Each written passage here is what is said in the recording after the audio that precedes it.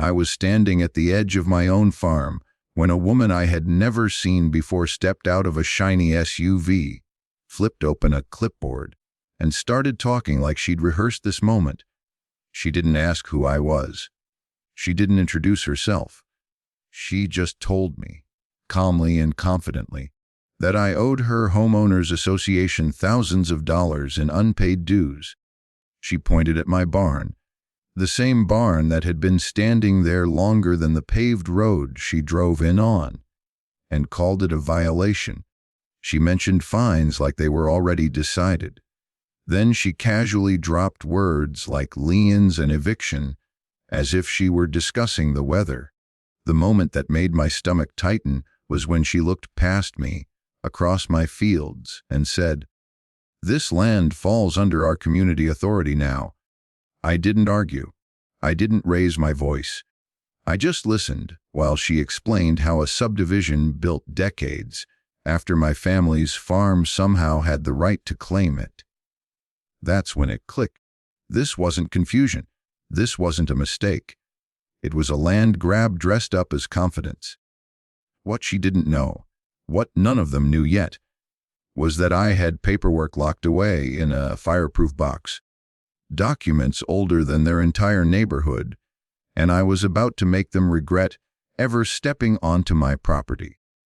If you want to hear more true stories like this, make sure you hit that subscribe button to HOA Gone Wild.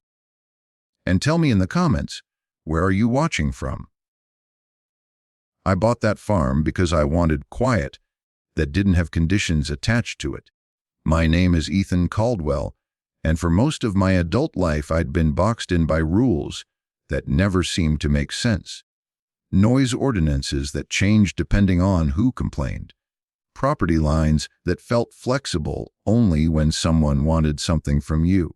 I wanted land that didn't come with opinions. The place I found sat just outside Red Willow Creek, Missouri. Not inside it. Outside. That detail mattered more than I realized at the time. The farm had been there longer than the town itself.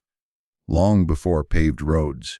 Long before subdivisions with matching mailboxes and decorative fences. The barn out back leaned a little with age, its beams darkened by decades of weather, but it was solid. Built before zoning laws were even a concept in that county. Before I signed anything, I did my homework. I checked the county maps.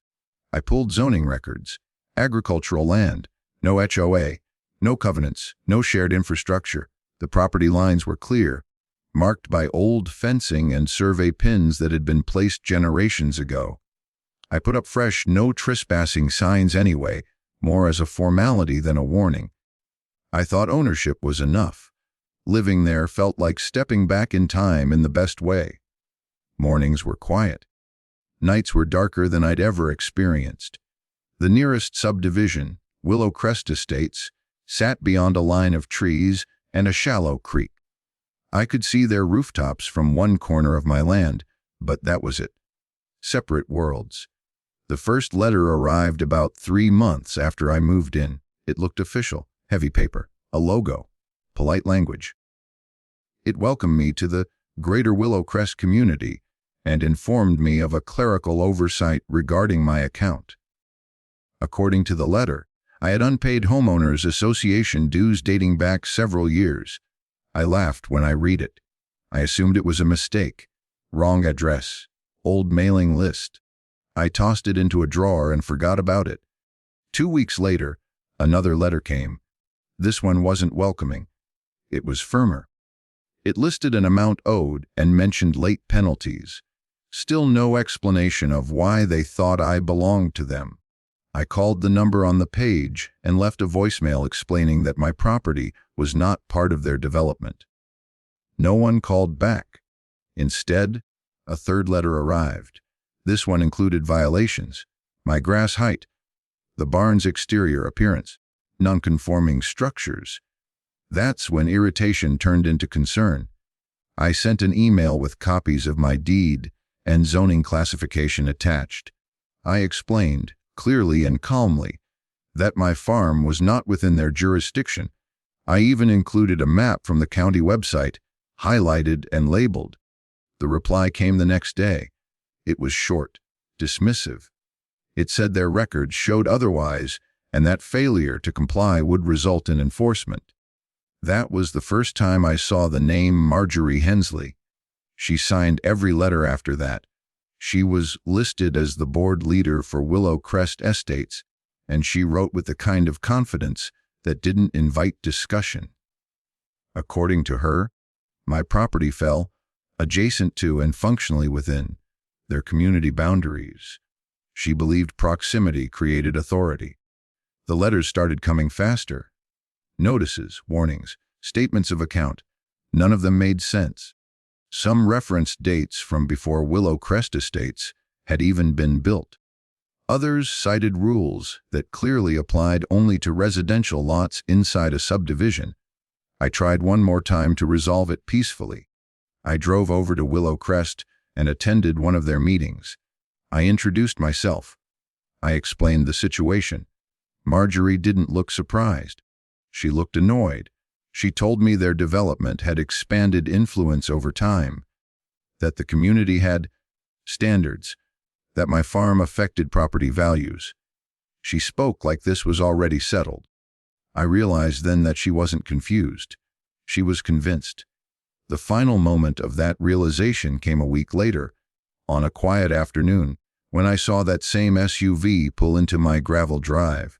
Marjorie stepped out with her clipboard, glanced around my land like she was inspecting something she already owned, and started talking before I could say a word. That was when I understood this wasn't going to end with emails or phone calls. She wasn't going to back down, and she had decided to make my farm her problem. After that visit, I stopped answering emails. I stopped picking up unknown numbers. I realized reacting was exactly what they wanted: panic, confusion, a rushed mistake. So instead of reacting, I started preparing. The next morning, I drove straight to the county records office. It was one of those old brick buildings that still smelled like paper and dust, the kind of place where nothing important ever gets thrown away. I spent hours there. I pulled maps that showed the land before Willow Crest Estates was even a concept. I requested certified surveys, zoning records, and agricultural classifications. I asked for everything. What I found made my jaw tighten. When Willow Crest Estates had been approved years ago, my farm wasn't just outside their boundary. It had been explicitly excluded. The Planning Commission documents spelled it out in plain language. My property line was drawn in bold ink, with a notation stating it would remain independent agricultural land. No shared infrastructure. No future annexation, no association authority. Then came the deed. The original deed wasn't a copy of a copy. It was the real thing, traced back through generations, recorded cleanly. No easements, no covenants, no clauses giving anyone else control. It was ironclad in a way you almost never see anymore. That was the moment my worry turned into something else entirely. Confidence. I made copies of everything. Then I called Daniel Morris. Daniel was a land use attorney recommended by a clerk who had clearly seen this kind of thing before. He didn't rush me. He listened. He read. He nodded slowly as he flipped through the documents. Finally, he leaned back and said, "They have zero jurisdiction over you." Not almost zero, not questionable, zero. He explained that what the HOA was doing wasn't just overreach, it was risky, filing false claims, threatening enforcement without authority, trespassing warnings ignored. If they continued, they weren't just embarrassing themselves. They were opening the door to serious liability. He told me not to send another warning, not to educate them. Let them keep escalating, he said. Every step they take without authority helps you. While I was gathering records, the HOA did exactly what he predicted. A formal notice arrived by certified mail. This one was heavier, more official looking. It claimed imminent enforcement if I failed to comply within a short window of time. It referenced fines, liens, and corrective action. They still didn't explain how they had authority. They just assumed it. A few days later, I noticed tire tracks near my fence line. Someone had walked the perimeter. I found small flags pushed into the soil in places that didn't match any boundary survey I'd ever seen. That was enough. I didn't confront anyone. I didn't complain. I documented. I installed cameras. Not flashy ones. Quiet, wide-angle units mounted where they could see the drive, the gate, and the property line.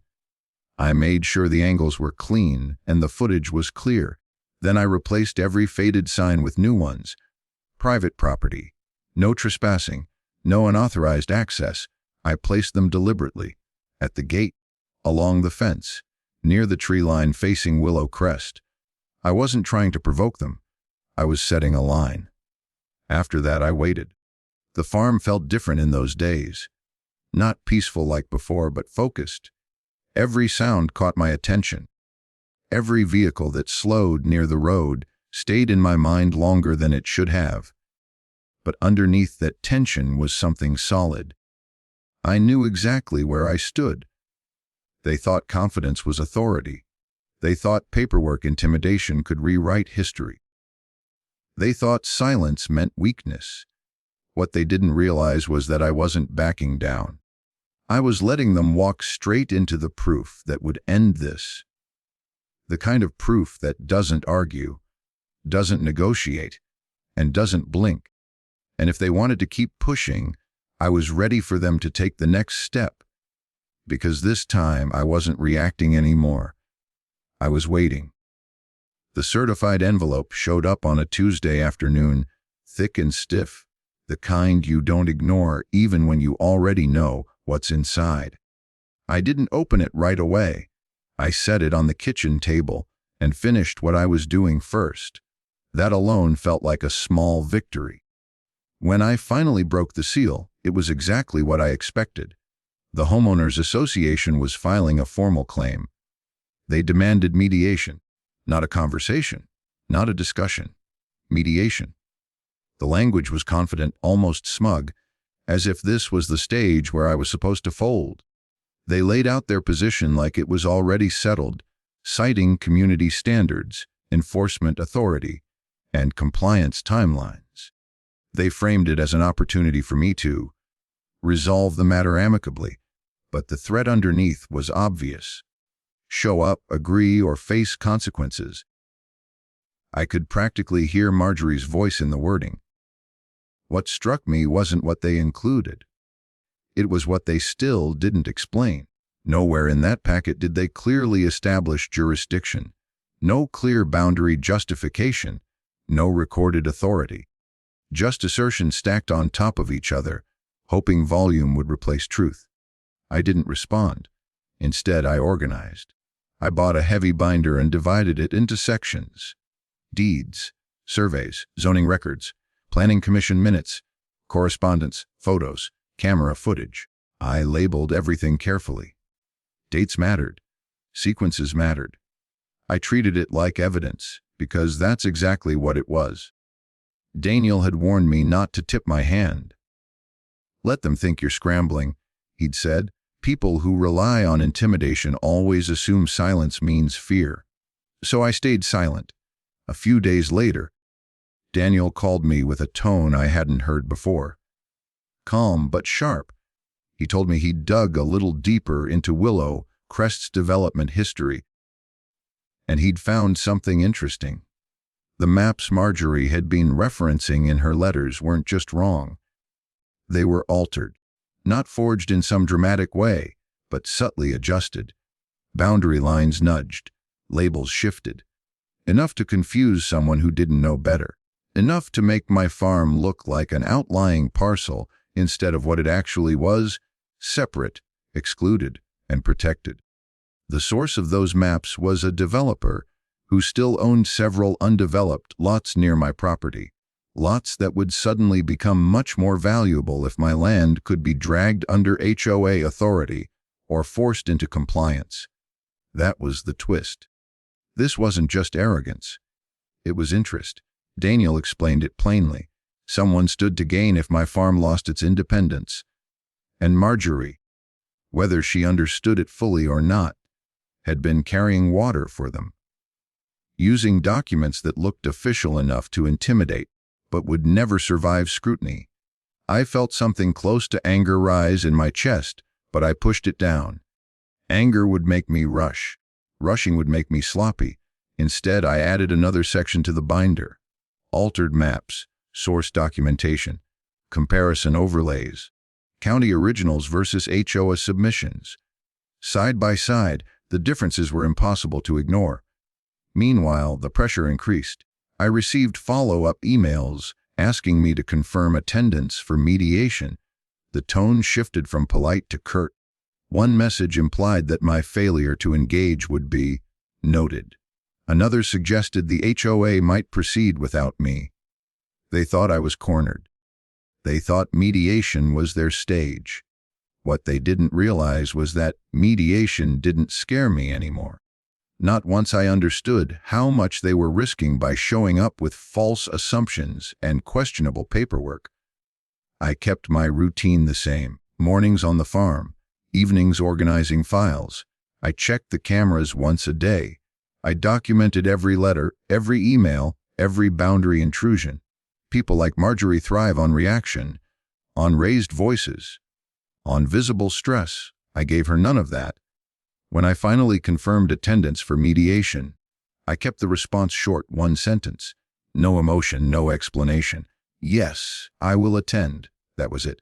I imagined her reading it, expecting desperation between the lines, expecting questions, requests, negotiation. There were none. By then, my binder was complete. Every document was tabbed. Every claim had a counter. Every assumption had a receipt. The original deed sat at the front, sealed in a protective sleeve, its county markings still crisp despite its age. I wasn't going in to argue. I was going in to let the facts speak. They thought I was trapped because that's how they would feel in my position. They thought the pressure would force compliance. That fear would outweigh truth. They were wrong. I wasn't trapped. I was prepared. And the harder they pushed, the clearer it became that they had no idea what was waiting for them once this stopped being about confidence and started being about proof. The mediation was scheduled for mid-morning at a plain office building just outside Red Willow Creek. Neutral ground, beige walls, long table, fluorescent lights that made everyone look a little harsher than they probably meant to. I arrived early, not because I was nervous, but because I didn't want to feel rushed. I carried one folder with me. Nothing bulky, nothing dramatic. When the HOA representatives walked in, they came as a group. Marjorie Hensley was at the front, dressed sharp, confident, already talking. Two other board members followed her, along with a man I assumed was their legal consultant. They didn't acknowledge me at first. They took their seats like this was a formality, not a risk. Marjorie smiled the kind of smile meant to signal control. She set a stack of papers on the table, neatly aligned, and immediately began explaining their position. She talked about community standards, about visual consistency, about how properties near Willow Crest Estates had a responsibility to maintain a certain appearance. She used phrases like shared impact and extended community influence. They passed around glossy diagrams, modern maps with clean lines and shaded zones. According to their visuals, my farm sat just close enough to fall under their authority. It was presented confidently, quickly, like they didn't expect anyone to challenge it. I didn't interrupt. The mediator, a calm middle-aged man with a legal background, let them talk. He nodded occasionally, asked a few clarifying questions, and took notes. When they finished, Marjorie leaned back in her chair like the hard part was over. Then the mediator turned to me. "Mr. Caldwell," he said, "what is your response?" I didn't argue. I didn't raise my voice. I didn't match their energy. I simply opened my folder and slid it across the table. The sound it made when it stopped was soft, but it felt loud in the room. Inside were documents that didn't need commentary. A certified county survey showing the exact boundary lines, an agricultural classification letter stamped and signed, and at the front, protected carefully, the original deed. The county seal was unmistakable. The mediator picked it up slowly. He examined the paper, the ink, the recording marks. His expression changed, not dramatically, but noticeably. He flipped through the pages in silence, then compared them to the HOA's diagrams. Marjorie shifted in her chair. The mediator asked a few questions, all directed at me. Where the deed was recorded, how long the property had been classified as agricultural land, whether any amendments had ever been filed. I answered simply. Clearly, everything I said matched what was on the page. Then he turned back to the HOA representatives. He held up the deed slightly and asked, very calmly, "Do you have documentation older than this?" The question hung in the air longer than anyone expected. Marjorie opened her mouth, then closed it. The consultant leaned forward, scanning their own paperwork again, like something might suddenly appear. One of the board members avoided eye contact altogether. "No," the consultant finally said. "We do not." The room changed after that. It wasn't loud. There was no outburst. But the confidence that had filled the space at the beginning drained out of it. The mediator began asking sharper questions now. Why the HOA believed it had authority over land explicitly excluded during subdivision approval. Why enforcement notices were issued without verified jurisdiction. Why altered maps were used instead of certified county records. Marjorie tried to explain. She said they acted in good faith, that they relied on information provided to them, that their intention was to maintain standards. The mediator listened, then gently set the deed back on the table. "Intent doesn't establish authority," he said. "Documentation does." He went through the timeline slowly, methodically, pointing out where assumptions had replaced verification. He noted the risk involved in threatening enforcement without legal standing. He highlighted the seriousness of sending certified notices and discussing liens where no jurisdiction existed. By the time he finished, the outcome wasn't announced, but it was clear. Marjorie's posture had changed completely. The smile was gone. Her hands were clasped tightly now, knuckles pale. She wasn't leading anymore. She was reacting. I stayed quiet. There was nothing left to add. The mediator concluded the session by stating that based on the evidence presented, the HOA's claim appeared unsupported and would require immediate review. He advised them to cease enforcement actions until formal determinations were made. As we stood to leave, Marjorie avoided looking at me. I gathered my folder and walked out feeling something I hadn't felt since this started. Not relief, control. Because for the first time, this wasn't about who spoke the loudest or who acted the most confident. It was about whose proof was real. And in that room, proof had just shifted everything. The mediator didn't raise his voice when he spoke next, but the room went quiet anyway. He began by restating the facts slowly, carefully, as if he wanted every word to land exactly where it should. He referenced the certified survey first, then the zoning classification, then the original deed. Each document built on the last, forming a chain that was impossible to break.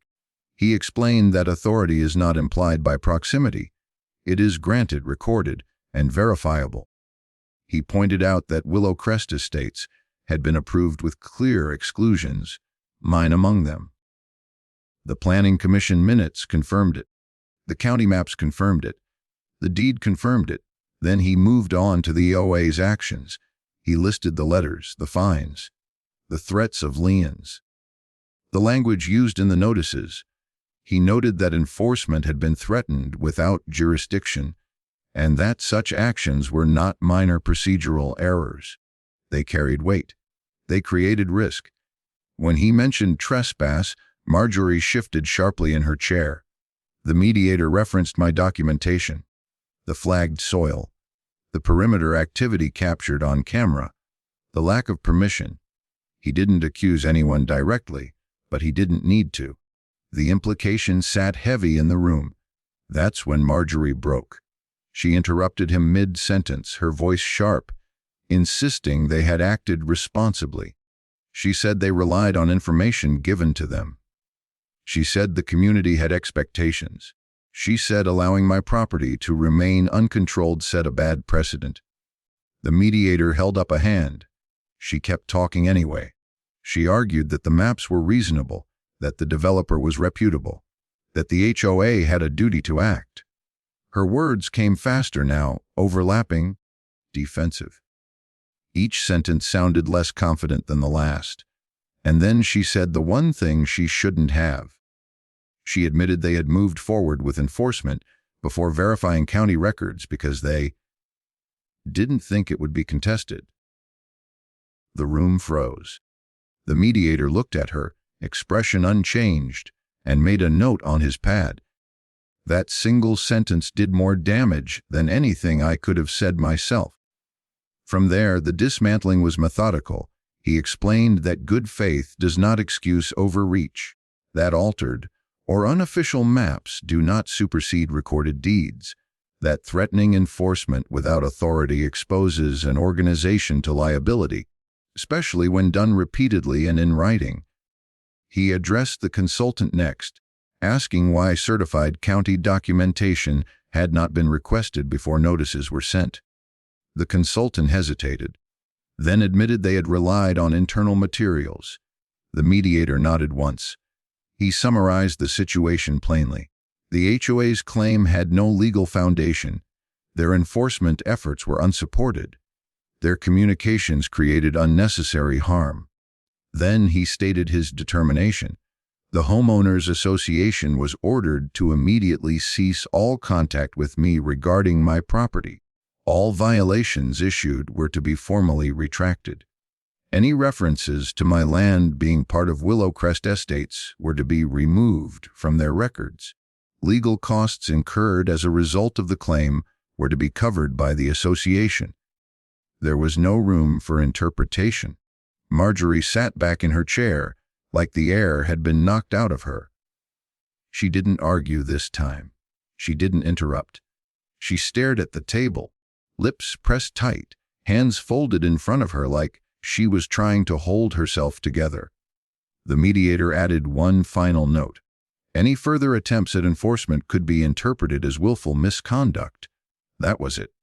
No dramatic speech, no victory lap. Just a clean, decisive collapse of everything they had relied on. As the session ended, the HOA representatives gathered their papers quietly. The confidence they'd walked in with was gone. Their voices were lower, their movements smaller. Marjorie avoided eye contact entirely. I stood, nodded to the mediator, and picked up my folder. They had come into this expecting submission, expecting confusion, expecting silence. Instead, they walked out exposed. Their authority hadn't been challenged. It had been erased. And as I stepped outside into the daylight, I understood something clearly for the first time since this began. They never had power over my land. They just hoped I wouldn't know that. The tension that had gripped Willow Crest Estates for months finally began to unravel like a tightly wound spring releasing. Marjorie, once untouchable in herself, assigned reign over the neighborhood, suddenly found herself isolated. The homeowners, who had lived under her arbitrary rules and subtle threats, started speaking out. Small gatherings turned into urgent discussions, and soon, a chorus of voices demanded accountability. Questions that had gone unasked for too long now filled the air, sharp and pointed, directed squarely at the board members who had stood silently by. Marjorie tried her usual tactics: bluster, intimidation, veiled threats. But this time, her words fell flat. People had seen the evidence. They had read the documents, watched the timelines, and absorbed the undeniable proof that her claims over my land were not just unfounded. They were legally laughable, Each interaction she had now only further exposed the gaps in her authority. Her confident facade began to crack, and behind it, panic flickered in her eyes. The board, sensing the rising tide of dissatisfaction and fearing for their own credibility, moved quickly. Without fanfare, they removed Marjorie from her role. No dramatic meeting, no drawn-out debate, just a quiet, decisive action that left her with nothing but the echo of her overreach. The developer, too, distanced themselves, likely calculating that association with her antics could jeopardize their reputation and future projects. Willow Crest Estates, once a place where whispers of fear had dominated, began to feel different. Conversations turned from complaints to cautious optimism. For me, the affirmation was both legal and deeply personal. The farm, which had been at the center of this storm, was officially and permanently declared private property, exempt from HOA authority. It wasn't just a win on paper. It was a restoration of autonomy, a reclaiming of space that had been threatened by arbitrary power. I walked the land with a quiet smile, noticing things I hadn't appreciated in months. The subtle sway of the wheat in the late afternoon light, the soft rustle of leaves along the fence line, the way the soil smelled after a fresh rain. Each sensory detail was a reminder that peace, like this land, had been reclaimed.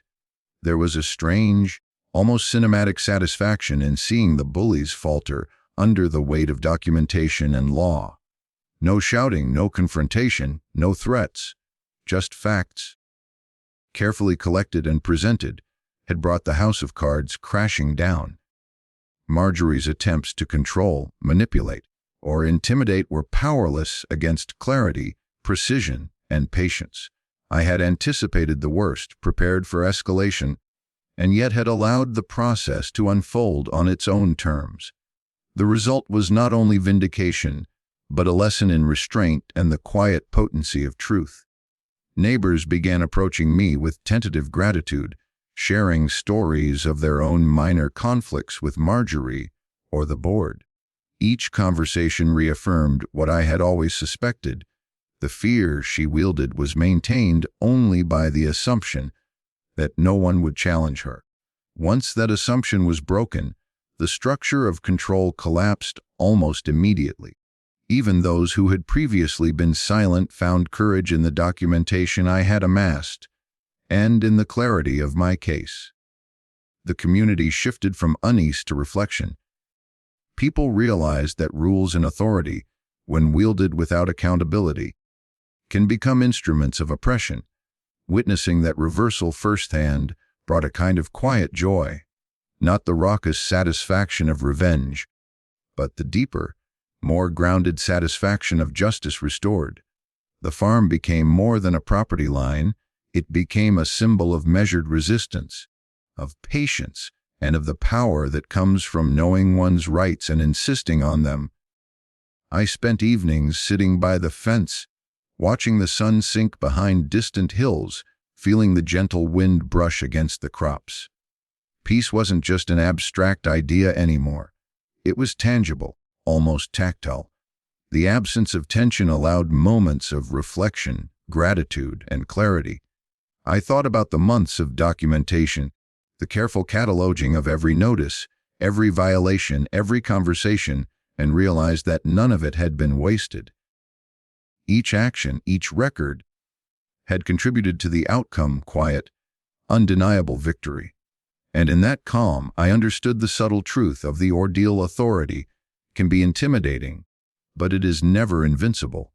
When challenged with persistence, evidence, and patience, even the most imposing figures can falter.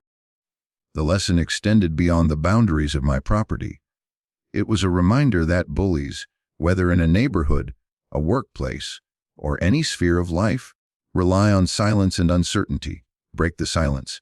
Demand clarity. Keep detailed records. Stand firm. Willow Crest Estates settled into a new rhythm.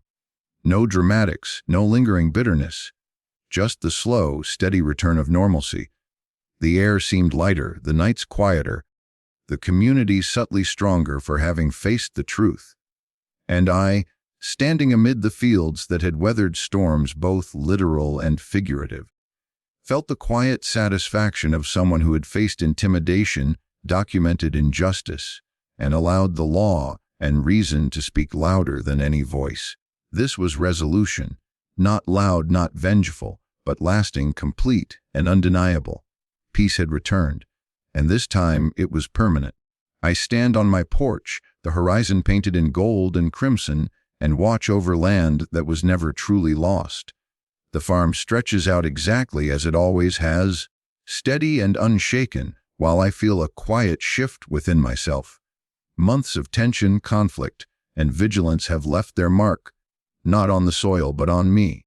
I am calmer, sharper, and more certain of what matters: knowledge, preparation, and the courage to act when others assume silence equals submission. Confidence without understanding is just noise, I realize. Power without accountability is fragile. And silence, so many think it is harmless, can give life to the most audacious overreach. I remember the days when threats, arbitrary fines, and empty authority seemed overwhelming. But those days are behind me now. Every document, every note, every carefully preserved piece of evidence proved more potent than any yelling, any intimidation, any bluster.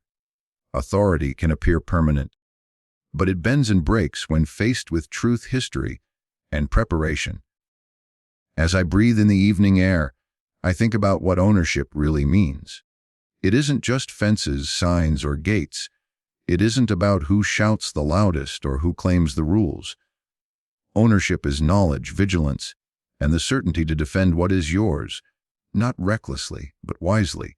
That is the real power. So, to anyone watching this, know your rights. Document everything, and never let intimidation define your boundaries. Stand firm, stay patient, and let facts speak louder than fear. Peace returns when truth is acknowledged, and bullies dissolve when history shines a light on their overreach. Authority collapses instantly when documentation steps into the light. And remember, this is your land, your rights, and your story. Claim them.